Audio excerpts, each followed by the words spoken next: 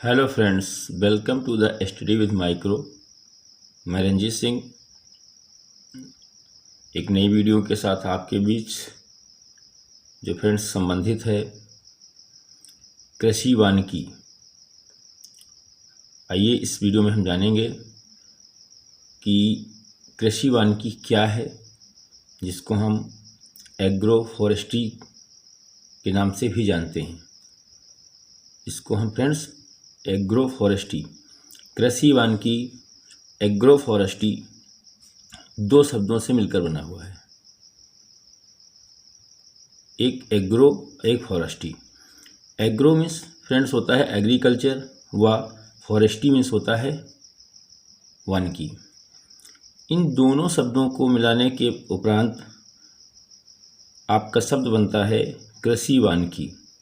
अर्थात कृषि वानिकी भूमि उपयोग की वह प्रणाली है, एक वह पद्धति है जिसमें सुनियोजित ढंग से वृक्षों की खेती की जाती है। इसके अंतर्गत काष्ठ वृक्ष, जो लकड़ी वाले पौधे होते हैं, उनको फ्रेंड्स टिम्बर या झाड़ीदार पौधों या बांस के साथ खाद्यान्न फसलों का उत्पादन, चारा उत्पादन के साथ पशुपालन, मछली पालन, मधुमक्खी पालन, रेशम कीट पालन आदि किया जाता है। तो फ्रेंड्स कृषि वानिकी क्या है?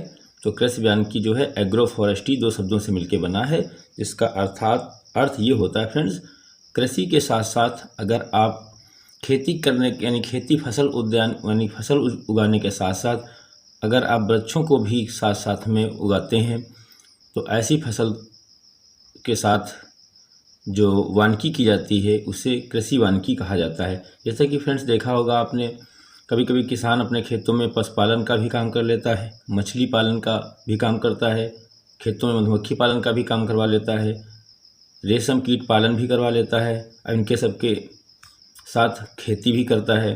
तो ऐसी तकनीकी को हम कृषि वानिकी के नाम से जानते हैं। अगर सीधे शब्दों में फ्रेंड्स समझें तो कृषि के साथ साथ वृक्षारोपण या वृक्षों का, जैसे यूकेलिप्टस हो गया, पॉपुलर हो गया, इस तरीके से वृक्षों को उत्पादित करना, या उसके साथ आपने देखा होगा मछली पालन करना खेत में तालाब बनाकर, या मधुमक्खी पालन करना, या रेशम कीट का पालना, ये सेरीकल्चर से है, लाख का उत्पादन, ये सब आदि अपनाया जाता है। तो इस तकनीकी के अंतर्गत उगाए जाने वाले वृक्ष बहुउद्देशीय दृष्टि से लाभकारी होते हैं। तो ये फ्रेंड्स आपको ध्यान रखना होगा। तो ये हो गया कृषि वानिकी। चलिए अब आगे देखते हैं कृषि वानिकी के लाभ। तो फ्रेंड्स कृषि वानिकी के लाभ क्या हैं? कृषि वानिकी मौजूदा समय की मांग है। आज जिस प्रकार निरंतर कम होती कृषि योग्य भूमि में बढ़ती जनसंख्या का दबाव, वह जल्द ही विश्व में खाद्यान्न संकट एवं वैश्विक पर्यावरण के लिए संकट का कारण बनेगा।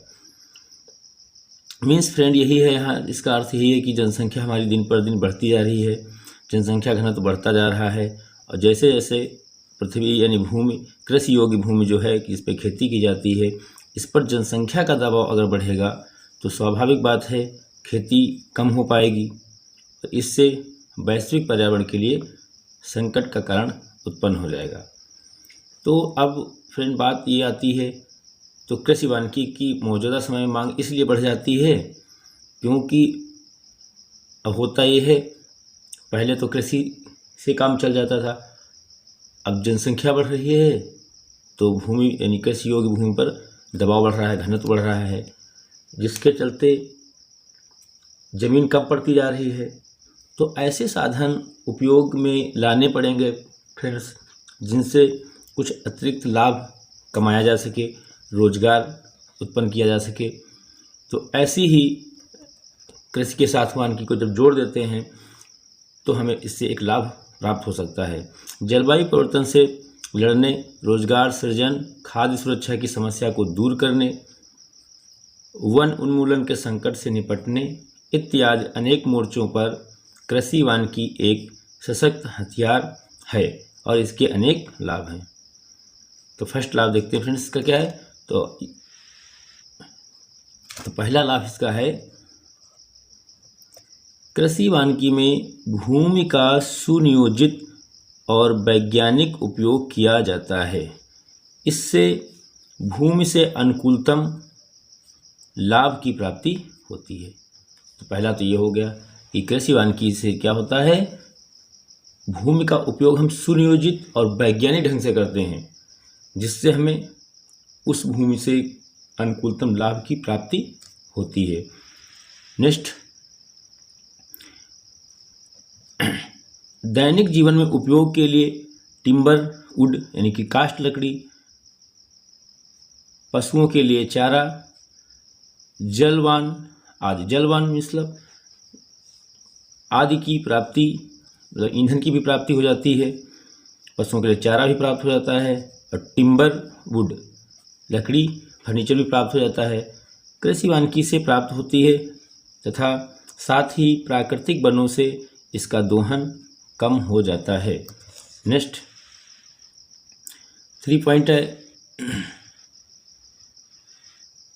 3 पॉइंट कह रहा है, कृषि वानिकी भूमिगत जल के स्तर को बढ़ाने में सहायक होता है। तो ये फ्रेंड्स काफ़ी फैक्ट इंपॉर्टेंट रहने वाले हैं। ये सब कथन कारण में बनने वाले क्वेश्चन होंगे, क्योंकि सिलेबस आपको इजी लग रहा होगा। तो ऐसे पेपर जब भी क्रिएट किए जाते हैं, बनाए जाते हैं, तो वहाँ पे कथन कारण ही सबसे खतरनाक क्वेश्चन बनते हैं। तो कृषि वानिकी जो होती है वो भूमिगत जल के स्तर को बढ़ाने में सहायक होता है। मृदा संरक्षण का वास्तविक अर्थ केवल मृदा को ह्रास से बचाना ही नहीं होता है, बल्कि उसकी गुणवत्ता को भी बनाए रखना है। कृषि वानिकी से मृदा का संरक्षण भी संभव हो पाता है। जड़ें मिट्टी को कटाव से रोकती हैं और मृदा संरक्षण करती हैं। साथ ही जैविक घटकों के कारण मिट्टी की उर्वरकता भी बनी रहती है। तो ये भी एक फ़ायदा होता है फ्रेंड्स कृषि वानिकी से, कि मिट्टी की गुणवत्ता बनी रहती है और मिट्टी यानी मृदा का संरक्षण संभव हो पाता है, जिससे मिट्टी नहीं कटती है, उसको रोका जा सकता है, मृदा संरक्षण हो जाता है, और जैविक घटकों के कारण मिट्टी की उर्वरता फर्टिलिटी भी जो है सॉइल की बनी रहती है। नेक्स्ट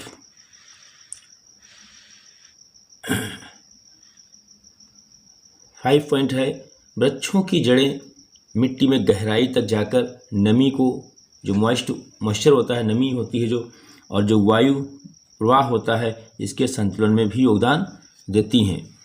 कृषि वानिकी कृषकों को आर्थिक सुरक्षा प्रदान करती हैं, यानी धन भी देती हैं, मजबूती देती हैं, धन से आप किसान को मजबूत कर देती हैं। प्राकृतिक आपदाओं जैसे बाढ़ है, सूखा है आदि प्रभावों को इसके माध्यम से दूर किया जा सकता है। फसल के अति क्षतिग्रस्त होने पर वैकल्पिक स्रोतों के तौर पर वानिकी का विकल्प कृषि के पास रहता है। फ्रेंड्स, जैसे कि इसमें बताया गया है, कृषि वानिकी से प्राकृतिक आपदाओं को भी, इनके प्रभावों को इसके माध्यम से कम किया जाता है, और फसल के क्षतिग्रस्त होने पर वैकल्पिक स्रोत के तौर पर वानिकी का विकल्प कृषक के पास होता है। जैसे फ्रेंड्स, मान लीजिए कोई खेत है, उसके चारों ओर पेड़ लगा रखे हैं किसान ने। अगर मान लीजिए उसकी फसल क्या होती है, क्षतिग्रस्त हो जाती है, ओले गिरने से फसल गेहूं की खराब हो जाती है, लेकिन उसके खेत के चारों ओर जो पौधे लगे हुए हैं, उससे उसको इनकम प्राप्त हो जाती है। तो वो एक वैकल्पिक स्रोत के तौर पर कृषक के पास रहता है। ये ध्यान रखिए। नेक्स्ट पॉइंट है, जल छाजन प्रबंध के तहत वनस्पतिक आवरण का आच्छादन सामयिक रूप से बढ़ावा मिलता है। वाटर हार्वेस्टिंग करना चाहिए, इसके तहत वनस्पतिक आवरण का आच्छादन सामयिक रूप से बढ़ावा मिलता है उसको है। और वृक्षों को जैविक खाद प्राप्त होती है अथवा जैव कीड़ानाशक के तौर पर प्रयुक्त किया जाता है। जैसे नीम का पेड़ है, उससे आपको जैव कीड़ानाशी या जैविक खाद प्राप्त हो जाएगी।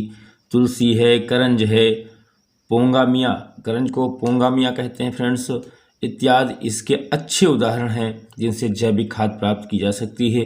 कई ऐसे पौधे होते हैं जिनकी खेती जैव ईंधन बनाने के लिए भी की जाती है, जैसे फ्रेंड्स जट्रोफा को फ्रेंड्स रत्नजोत भी कहते हैं। रत्नजोत पौधा होता है कहते हैं, इसका सर्वोत्तम उदाहरण है। इससे ईंधन भी, जैविक ईंधन इससे बनाया जा सकता है। तो क्या है फ्रेंड्स? जट्रोफा, ये याद रखिएगा। इससे पेट्रोल बनाया जाता है, फ्यूल बनाया जाता है। तो ये भी एक जो है वैसे कृषि वानिकी से ये भी एक लाभ किसानों को होता है। नेक्स्ट पॉइंट है फ्रेंड्स 9 नंबर और 10। तो 9, 10 क्या कह रहा है? देखो, कृषि वानिकी से किसान जो होता है, किसान यानी फार्मर, कृषि वानिकी से कम लागत पर, किसान कम लागत पर अल्प अवधि में यानी कम समय में अच्छा लाभ प्राप्त कर सकते हैं। तो ये भी कृषि वानिकी का एक लाभ है।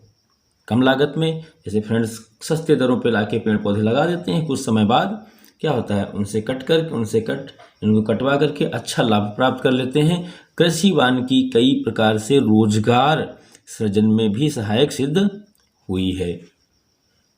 कृषि वानिकी से प्रति बंजर भूमि में सुधार कर इसे कृषि योग्य भूमि के रूप में परिवर्तित किया जा सकता है। ये भी काफ़ी इम्पोर्टेंट रहने वाला है फैक्ट फ्रेंड्स। तो ये यहाँ से आपने देखा कृषि वानिकी क्या है, एग्रो फॉरेस्ट्री क्या है फ्रेंड्स, और कृषि वानिकी से होने वाले लाभ क्या हैं। आइए अब जानते हैं कृषि वानिकी का महत्व क्या है। कृषि वानिकी का महत्व, तो कृषि वानिकी का जो इम्पोर्टेंस है, महत्व है एग्रो फॉरेस्ट्री का, importance of agro forestry. Bharat में कृषि वानिकी के महत्व को 1980 के दशक से महसूस किया जाने लगा। भारतीय वानिकी अनुसंधान, ये फैक्ट फ्रेंड्स याद रखिएगा, भारतीय वानिकी अनुसंधान एवं शिक्षा परिषद, जिसको हम ICFRI के नाम से जानते हैं, तथा भारतीय कृषि अनुसंधान परिषद जो ICAR, जिसका मुख्यालय नई दिल्ली में है, इसके द्वारा इस क्षेत्र मतलब कृषि वानिकी में अनुसंधान प्रारंभ किया गया। भारतीय कृषि अनुसंधान परिषद जो दिल्ली में इसका मुख्यालय है के द्वारा कृषि वानिकी पर एक अखिल भारतीय समन्वित अनुसंधान परियोजना ICARP चलाई गई। तो फ्रेंड्स ये ध्यान रखिएगा, अखिल भारतीय समन्वित अनुसंधान परियोजना किससे संबंधित है? तो कृषि वानिकी से संबंधित है। किसके द्वारा चलाया गया इसको? तो इसको चलाया गया भारतीय कृषि अनुसंधान परिषद के द्वारा। और कृषि वानिकी में अनुसंधान कार्य को गति देने के लिए झांसी उत्तर प्रदेश में राष्ट्रीय कृषक वानिकी केंद्र स्थापित किया गया। ये फ्रेंड्स याद रखिएगा, कृषि वानिकी को अनुसंधान में कार्य को गति देने के लिए झांसी में जो है राष्ट्रीय कृषक वानिकी अनुसंधान केंद्र NRCAF स्थापित किया गया। तो ये भी फ्रेंड्स काफ़ी इंपॉर्टेंट फैक्ट रहने वाला है। तो आपने इसमें क्या जाना, इसके महत्व में ये जाना कि जो कृषि वानिकी है इसका महत्व हमें कब दिखाई दिया? 1980 के दशक में हमें देखने को मिला, महसूस किया गया। और भारतीय कृषि वानिकी अनुसंधान परिषद की शिक्षा परिषद का गठन किया गया, जिसको ICFRI के नाम से जानते हैं। इसके और भारतीय कृषि अनुसंधान परिषद, इन दोनों के द्वारा संयुक्त रूप से मिलकर के इसको बढ़ावा दिया गया। और इसके अनुसंधान को प्रारंभ करने के उपरांत जो ICAR था, भारतीय कृषि अनुसंधान परिषद, इसने वानिकी पर एक सम्मेलन किया, एक प्रोजेक्ट तैयार किया, अखिल भारतीय समन्वित अनुसंधान परियोजना। और उत्तर प्रदेश में भी कृषि वानिकी अनुसंधान में गति देने के लिए, तेजी लाने के लिए झांसी उत्तर प्रदेश में राष्ट्रीय कृषक वानिकी अनुसंधान केंद्र की स्थापना की गई। चलिए नेक्स्ट फैक्ट की ओर बढ़ते हैं।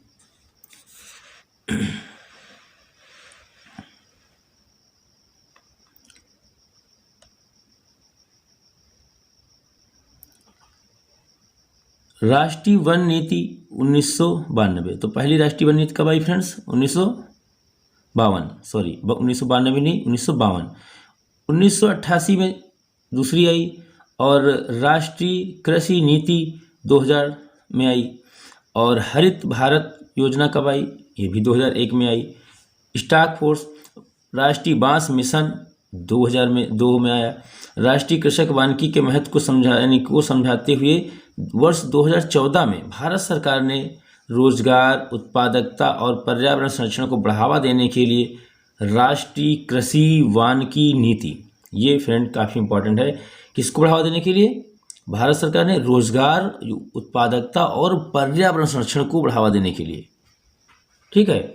नेशनल एग्रो फॉरेस्ट्री पॉलिसी, जिसको हम नैप बोलते हैं, नेशनल एग्रो फॉरेस्ट्री पॉलिसी जिसको हम नैप बोलते हैं, इसको लागू किया गया 2014 में। ये फ्रेंड्स काफ़ी फैक्ट इंपॉर्टेंट रहने वाला है कि कृषि वानिकी को, ठीक है, उसके संरक्षण को, पर्यावरण को संरक्षण को बढ़ावा देने के लिए राष्ट्रीय कृषि वानिकी नीति यानी कि नेशनल एग्रो फॉरेस्ट्री पॉलिसी कब लागू की गई? तो 2014। ऐसा करने वाला भारत विश्व का पहला देश है। भारत की कृषि वानिकी नीति में जिन बातों पर बल दिया गया उनमें से प्रमुख बातें निम्न हैं। तो देखते हैं कौन सी प्रमुख बातें हैं। पहली बात रखी गई इसमें, लोगों में इसके प्रति जागरूकता पैदा करना। किसके बारे में फ्रेंड्स? कृषि वानिकी के द्वारा। इसके तहत कुछ बातों पर विशेष ध्यान देने की बात कही गई और कहा ध्यान देना या ध्यान रखना आवश्यक है। तो आइए देखते हैं कौन कौन सी मुख्य बातें हैं। तो पहली बात तो ये हो गई कृषि वानिकी के बारे में, इसके प्रति लोगों में जागरूकता पैदा करना। कृषि वानिकी के अंतर्गत उगाए जाने वाले वृक्ष स्थानीय रूप से उगने में सक्षम होने चाहिए, ताकि वो स्थानीय रूप से वहाँ पे उगने सक्षम होना चाहिए। यानी कि जो खेती जहाँ पे की जा रही है उसके अंतर्गत अगर जो आप वृक्ष लगा रहे हैं वो स्थानीय रूप से उगने में सक्षम होने चाहिए। ऐसा नहीं कि वहाँ पे वो पेड़ ना उग पाने वाले हों, आप लगा दें, तो इससे किसानी यानी कि कृषि या किसान को कोई फायदा नहीं होगा। वृक्ष तीव्र गति से वृद्धि होने वाला होना चाहिए ताकि उसका आर्थिक जीवन काल शीघ्र पूर्ण हो सके।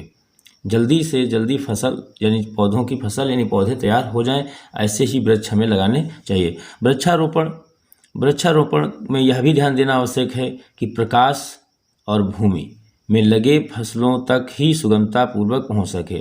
तो ऐसी जगह पे पौधे लगाएं जहां तक प्रकाश आसानी से पहुंच सके। नाइट्रोजन स्थिरीकरण करने वाले पौधे विशेष रूप से लाभकारी हैं और एक अनुमान के तहत देश की कुल ईंधन लकड़ी, जो फ्यूल वुड बोलते हैं ईंधन लकड़ी को, जो फ्यूल वुड होती है, आवश्यकताओं का लगभग 50%, और लघु इमारती लकड़ों, अगर ये तो देखो ईंधन लकड़ी की बात कर रहे हैं 50%, और लघु इमारती लकड़ी कागज उद्योग के लिए कच्चा माल ये कितना प्राप्त होता है? 60% भाग, और हरा चारा जो ग्रीन फॉडर होता है वो 10% हिस्सा कृषि वानिकी से ही उपलब्ध होता है, यानी उपलब्ध कराता है। तो ये फ्रेंड काफ़ी फैक्ट इंपॉर्टेंट रहने वाला है, क्योंकि यहाँ पर हमको 3 फैक्ट देखने को मिलते हैं। अगर ये कहा जाए जो कृषि वानिकी है इससे ईंधन लकड़ी कितनी प्राप्त होती है? लगभग 50%, और लघु यानी कि फर्नीचर जो होती है, फर्नीचर वो इमारती फर्नीचर कितना है? कागज़ उद्योग के लिए 60%, और फॉडर ग्रीन चारा कितना प्राप्त होता है? तो उसमें 10% की हिस्सेदारी कृषि वानिकी की होती है। आइए अब देखते हैं कुछ कृषि वानिकी की पद्धतियाँ, विभिन्न पद्धतियाँ देखते हैं कौन कौन सी पद्धतियाँ हैं। चलिए, तो पहला फ्रेंड्स पॉइंट है आपका, कृषि वानिकी में कई नेचर यानी प्रकृति की हो सकती हैं। सर्वाधिक आम पद्धति में फसलों के साथ साथ वन क्षेत्रों वृक्षों को खेतों में उगाया जाता है। वृक्ष या तो मुख्य खेत में कतारों और खेतों में मेड़ों पर उगाए जाते हैं, या ताकि एक अवरोध यानी कि फेंसिंग के तौर पर काम करें। उदाहरण शीशम के साथ अरहर, मक्का, राई, तोरी। इस प्रकार से हमें राष्ट्रीय वन नीति द्वारा निर्धारित उस लक्ष्य को भी प्राप्त कर सकते हैं जिसके तहत देश के कुल भौगोलिक क्षेत्रफल के कम से कम 33%, भौगोलिक क्षेत्र के कम से कम 33% भाग पर आच्छादन होने की बात कही गई है। तो ये लक्ष्य आपको फ्रेंड्स याद रखना होगा कि भारत में कितने प्रतिशत भूमि पर भौगोलिक क्षेत्रफल पर कम से कम कितना आच्छादन होना चाहिए, तो 33.33 होना चाहिए। सेकेंड पॉइंट है दूसरी पद्धति, ये पद्धतियां हैं फ्रेंड्स जो हम पढ़ रहे हैं। दूसरी पद्धति बताई गई है वन चारागाह। इस पद्धति के अंतर्गत वृक्षों के मध्य चारा घास उगाते हैं, जैसे नेपियर, स्थानीय घास। कई बार वृक्ष भी चारे के रूप में काम आते हैं। इस प्रकार कृषि वानिकी के साथ साथ हम पशुपालन को भी सुगमता से कर सकते हैं। और अन्य जो इसकी विधियां हैं, अन्य जो पद्धतियां हैं, उसकी अगर बात करें तो कहा गया है फल जैसे आम है, लीची है, अमरूद है, बेर है, आंवला इत्यादि के साथ वानिकी वृक्ष जैसे शीशम हो गया, बबूल हो गया, विभिन्न प्रकार की खाद्यान्न फसलें उगाई जाती हैं। और फसलों और वृक्षों का चयन ऐसा होना चाहिए जिनसे खनिज आवश्यकताएं भी अलग अलग हो सकें। ऐसी फसलों के चयन में मिट्टी की उर्वरता के संतुलन को भी बनाए रखते हुए कृषि वानिकी की जा सकती है। ये फ्रेंड्स काफ़ी इंपॉर्टेंट फैक्ट रहने वाला, ध्यान रखिएगा। तो इस तरीके से हमने देखा कृषि वानिकी के बारे में। अब हम जानेंगे भारत में कृषि वानिकी का विकास। भारत में कृषि वानिकी का विकास। भारत में कृषि वानिकी का विकास 1950 से 2008 के दौरान भारत में वन भूमि का अनुपात जो है 1950 में 14.2% से बढ़कर 2008 में 22.8% हुआ। तो यहाँ पे ये ध्यान रखना है फैक्ट। भारत में कृषि वानिकी का विकास अगर देखा जाए तो 1950 से माना जाता है लगभग। तो कहा गया है कि इसका अनुपात कितना है इस समय तो इस समय अनुपात जो है 22.8 है। वन क्षेत्र का संरक्षण और विस्तार एवं स्वस्थ पारिस्थितिकी संतुलन बनाए रखने की दृष्टि से महत्वपूर्ण है। भारत में 19वीं शताब्दी से ही विधायी यानी कानूनी और अन्य उपायों द्वारा वनों का विकास हुआ। इन्हें स्वतंत्रता से पहले की अवधि और स्वतंत्रता के बाद की अवधि के अधिनियमों और उपायों के अधीन वर्गीकृत किया जा सकता है। यद्यपि स्वतंत्रतापूर्ण पहल कार्यों में तकनीकी प्रशासन और वनों के प्रबंधन के लिए आधार स्थापित किया गया। स्वतंत्र उत्तर पहल कार्यों में राष्ट्रीय उद्देश्यों को प्राप्त करने के लिए उन्हें पुनः सक्रिय किया गया। तो इस तरीके से हमें ध्यान रखना है भारत में वानिकी का विकास। तो ये फ्रेंड्स कुछ बातें रही प्रमुख। पहला जो पॉइंट है इसका वो भारतीय वन अधिनियम 1865 में पारित किया गया। तो ये फैक्ट याद रखना, भारतीय वन अधिनियम कब पारित किया गया तो 1865 में। अधिनियम में वन को 2 श्रेणियों और परिरक्षित और रक्षित में वर्गीकरण किया। 2 श्रेणियाँ कौन सी हैं? परिरक्षित और रक्षित वर्गीकृत किया गया। तो 2 श्रेणियों में ये फैक्ट आपको याद रखना है। वर्ष 1866 ईस्वी में देश में वन संसाधनों की रक्षा करने के उद्देश्य से वन विभाग बनाया गया। तो वन विभाग कब बनाया गया फ्रेंड्स? 1866 में बनाया गया। ये आपको याद रखना है। वन विभाग 1866 में बनाया गया। 1878 से लेके 1878 में 1865 के अधिनियम को संशोधित कर वनों का 3 श्रेणियों में विभाजन किया गया। तो फ्रेंड्स जब इसको एक बार समझ लेते हैं सही से। पहला जो वन अधिनियम आपका आया वो आया 1865 में। इसमें वनों को 2 श्रेणियों में बांटा गया, परिरक्षित और रक्षित। वर्ष 1866 ईस्वी में क्या किया गया? वन संसाधनों की रक्षा करने के उद्देश्य से वन विभाग बनाया गया। और 1878 ईस्वी में जो आपका 1865 अधिनियम था, भारतीय वन अधिनियम, उसमें अधिनियम में संशोधन किया गया और 3 श्रेणियों में बांटा गया इसे, आरक्षित वन और रक्षित वन और ग्राम वन। तो ये काफ़ी इंपॉर्टेंट रहने वाला है फ्रेंड्स। पूछा जा सकता है कौन सा इसमें सही हिस्सा नहीं है, कौन है। इन 3 श्रेणियों में इसे वर्गीकृत किया गया। उसी वर्ष पहला वन विद्यालय फॉरेस्ट स्कूल देहरादून में खोला गया। तो ये भी ध्यान रखिएगा, भारत का पहला वन विद्यालय या फॉरेस्ट स्कूल कब खोला, यानी कहाँ खोला गया, तो आप बताएंगे देहरादून में खोला गया। तो ये इतने फैक्ट आपके इम्पोर्टेंट है। अब देखते हैं सेकेंड फैक्ट क्या कह रहा है। सेकेंड फैक्ट है आपका वन अधिकारियों की भर्ती के लिए, वन अधिकारी जिसकी आप तैयारी कर रहे हैं उसी की बात कर रहे हैं, वन दरोगा या वन अधिकारियों की भर्ती के लिए 1891 में प्रांतीय वन सेवा प्रारंभ की गई। प्रांतीय वन सेवा 1891 में प्रारंभ की गई। 1894 में सरकार ने करदाताओं को लाभ प्रदान करने का उद्देश्य पूरा करने और वनों के समीप उसके अंदर रहने वाले लोगों के लाभ विनियमित करने के लिए राज्य की संपत्ति के रूप में वनों का प्रशासन किए जाने की घोषणा की। घोषणा करते हुए अधिसूचना जारी कर दी। 19वीं शताब्दी के उत्तरार्ध की अधिकांश अवधि के इन विकास कार्यों का यह समय भी भारत में वैज्ञानिक वानिकी का ऊषा काल माना जाता है। इस अवधि के दौरान वानिकी की व्यवस्था, उसके प्रबंधन के मूल स्थायी उपज सिद्धांत और वाणिज्यिक आधार की गई।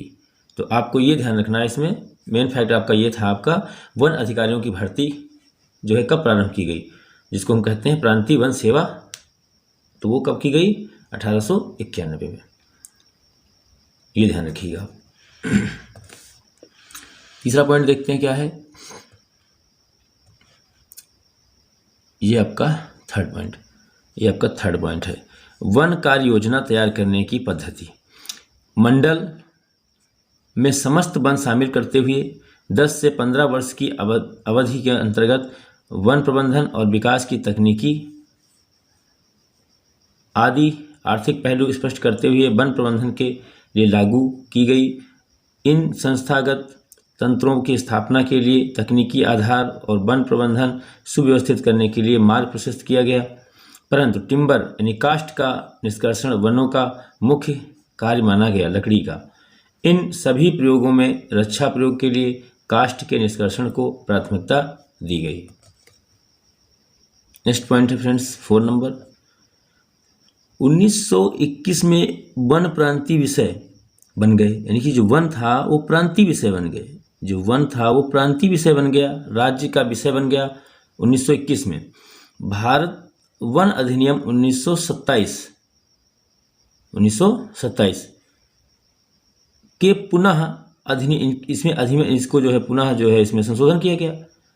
1878 ईस्वी का पिछला अधिनियम पुरानी वन नीति के नाम से उल्लेख किया जाने लगा और 1927 के नए अधिनियम के अधीन आरक्षित वनों में वृक्षों का अनाधिकृत पतन, खदान, चराई, आखेटन, शिकार, जुर्माना, कारावास आदि सहित दंडनीय बना दिया गया। यानी कि जो आपका 1927 वाला जो अधिनियम था, इसमें क्या किया गया, थोड़ा इसमें चेंज किया गया। और जो 1878 का पिछला अधिनियम था, जिसको हम पुरानी वन नीति के नाम से जानते हैं, उसको, और जो 27 में क्या किया गया, उन्हीं 1878 वाले में चेंज करके 1927 में नए अधिनियम को आरक्षित वनों को क्या किया गया, उनका अगर आप पतन कर रहे हैं, खदान कर रहे हैं, खुदाई कर रहे हैं जंगल में, चराई, आखेटन ये सब कर रहे हैं, आपको जुर्माना देना पड़ेगा, ऐसे दंड की व्यवस्था कर दी गई।